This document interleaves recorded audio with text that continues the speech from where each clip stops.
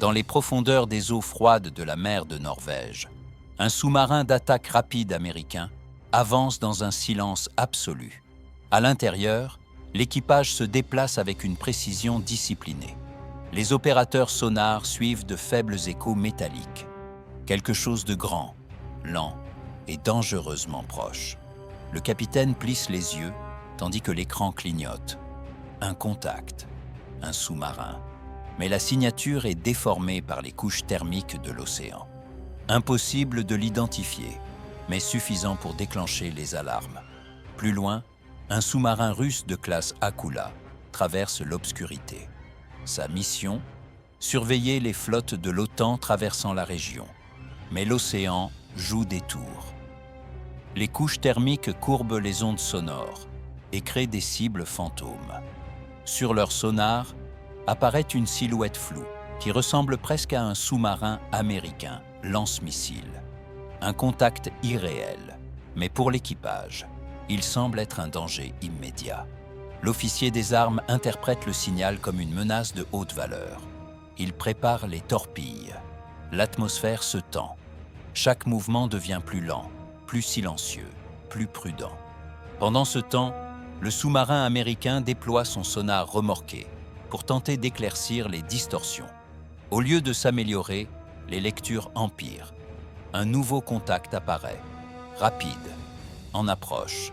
Cela ressemble à un blocage hostile. Le capitaine ordonne une manœuvre immédiate. Descente, virage à tribord, contre-mesure prête. Les deux sous-marins réagissent à des ombres. Deux équipages piégés dans une boucle mortelle, de capteurs mal interprétés et de conditions océaniques trompeuses. Et arrive le moment que personne ne souhaite. Le sous-marin russe tire. Les torpilles avancent, laissant derrière elles des spirales violentes de turbulences blanches.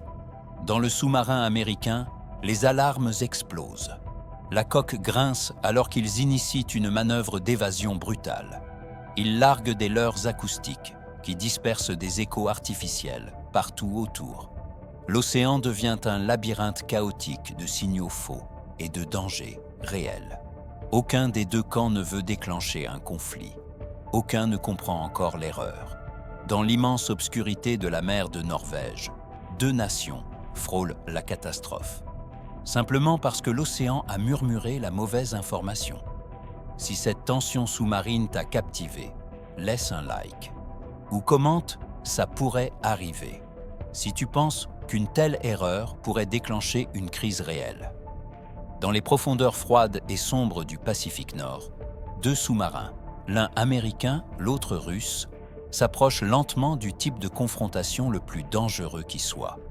Une guerre née d'une erreur.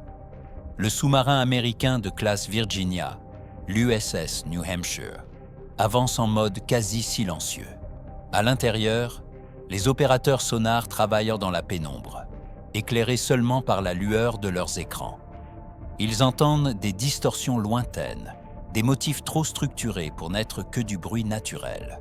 Le capitaine ressent la tension et ordonne de réduire encore la vitesse, entrant en mode ultra silencieux. Mais ces distorsions ne sont pas aléatoires. À plusieurs kilomètres, un sous-marin russe de classe Kilo amélioré avance près du fond marin, profitant d'un canyon sous-marin pour se dissimuler. L'équipage observe des lectures fragmentées, un ensemble d'échos métalliques qui apparaissent et disparaissent. Pour eux, cela ressemble à un sous-marin américain, utilisant des techniques avancées de masquage. Cela suffit pour déclencher les alarmes. Le capitaine russe ordonne de préparer les armes, non pas pour tirer, mais pour être prêt. Les tubes s'inondent. Les torpilles prennent vie avec un profond bourdonnement. L'équipage murmure avec inquiétude. Sans qu'il le sache, cet ensemble métallique n'est pas un sous-marin. C'est un drone civil d'entretien de câbles sous-marins. Mais dans le Kilo, la tension monte. La situation politique mondiale est saturée. Un mauvais écho suffit pour s'attendre au pire. Dans l'USS New Hampshire, les opérateurs détectent quelque chose de terrifiant. Le son indubitable de tubes lance-torpilles en train de s'inonder. Le capitaine américain reste immobile un instant, mais seulement un instant. Il ordonne des manœuvres d'évasion et prépare les contre-mesures. Le sous-marin s'incline et descend avec une rapidité contrôlée. La coque grince sous la pression croissante. Le sonar remorqué commence à balayer frénétiquement. Soudain, il détecte deux objets à haute vitesse se déplaçant dans l'eau. Des torpilles. À bord du sous-marin russe, le soulagement après le tir ne dure pas. L'officier sonar détecte des incohérences. La résonance de la cible est trop superficielle, trop simple. Elle ne correspond pas à un sous-marin classe Virginia. Ce qu'ils ont attaqué n'est pas militaire. Le capitaine devient livide. Il ordonne de transmettre immédiatement des codes acoustiques d'annulation. Les opérateurs travaillent avec désespoir. L'océan déforme le signal, mais pas complètement. Les torpilles hésitent, leurs moteurs faiblissent, leur système de guidage se brouille. Dans l'USS New Hampshire, l'équipage se prépare à l'impact. Des leurres Nixie sont libérés, flottants, comme des ombres électroniques. Le sous-marin exécute une manœuvre extrêmement risquée, se dissimulant dans une thermocline, une couche d'eau à température différente qui dévie les ondes acoustiques. La coque tremble sous l'effort. Puis, les torpilles cessent d'avancer. Le son disparaît. Le silence est total. Pas d'explosion, pas d'onde de choc. Seulement les respirations retenues de dizaines de marins qui se demandent pourquoi ils sont encore en vie. Mais dans les centres de commandement de surface, personne ne sait encore que le danger est passé. Le commandement du Pacifique détecte des anomalies. Des navires proches activent leur système de combat. Le Japon et la Corée du Sud surveillent la région. La Russie entre également en alerte lorsque le Kilo rapporte des défaillances d'armement. Les deux puissances croient que l'autre a failli attaquer. Tout cela à cause d'une mauvaise lecture provoquée par un drone civil de la taille d'une petite voiture. Au fond de l'océan, les deux sous-marins s'éloignent lentement, sans comprendre à quel point ils ont frôlé le déclenchement d'un conflit mondial. Ces incidents n'apparaissent jamais dans les actualités. Ils sont archivés en silence, sous des noms techniques qui dissimulent leur gravité. Mais parmi les équipages de sous-marins, une vérité est connue. Les guerres ne commencent presque jamais par des discours. Elles commencent par des erreurs. Si cette version longue t'a captivé, laisse un like ou commente « Le plus dangereux, c'est ce qu'on ne voit pas ». Si tu penses qu'une seule erreur peut déclencher une guerre mondiale. Très loin sous la surface agitée du Pacifique Nord, la crise n'est pas terminée. En réalité, elle entre dans sa phase la plus dangereuse. La marine américaine est déjà convaincue d'un détail. Quelqu'un a tiré en premier. Que ce soit par accident ou intention, n'a plus d'importance. Chaque navire, du destroyer au bâtiment de soutien, est en alerte maximale, surveillant l'obscurité à la recherche du moindre mouvement. Mais dans les profondeurs, les sous-marins russes demeurent totalement silencieux. Pas de bruit d'hélice, pas de communication, pas de périscope. Juste l'immobilité, couché sur le fond marin, dans une manœuvre que les marins appellent « aller au tapis », une tentative désespérée de disparaître en se confondant avec le relief. Le problème ? Les Américains balayent toute la zone avec un sonar massif à plusieurs profondeurs. Une seule erreur, un écho mal interprété, un son mal identifié, pourrait relancer la crise. Et le plus dangereux, c'est ceci. Les Américains croient toujours qu'il s'agissait d'une attaque délibérée.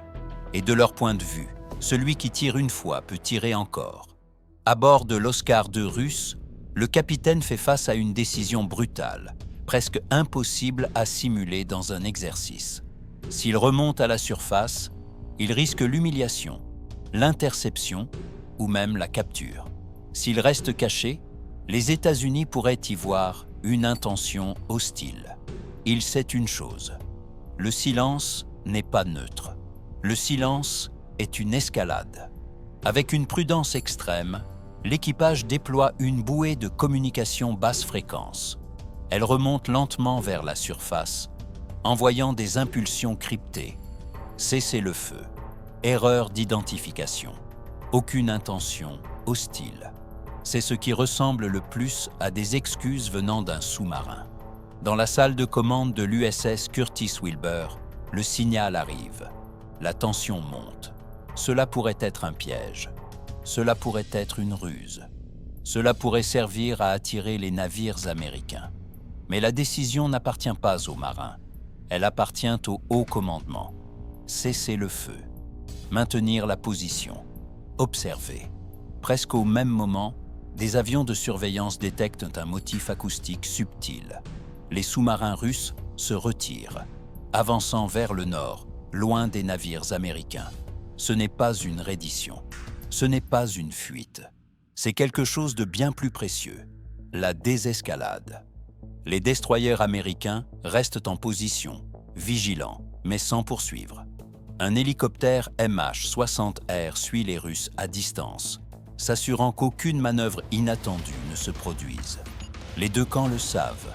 Un mouvement mal interprété et tout le Pacifique pourrait s'embraser. Mais pas cette nuit. Les canaux diplomatiques s'activent immédiatement. Les attachés navals à Moscou et à Washington échangent des messages frénétiques, tentant de traduire des mouvements militaires en explications politiques. L'incident est contenu, mais de justesse, et demeure la grande question. Comment le monde a-t-il pu frôler le désastre?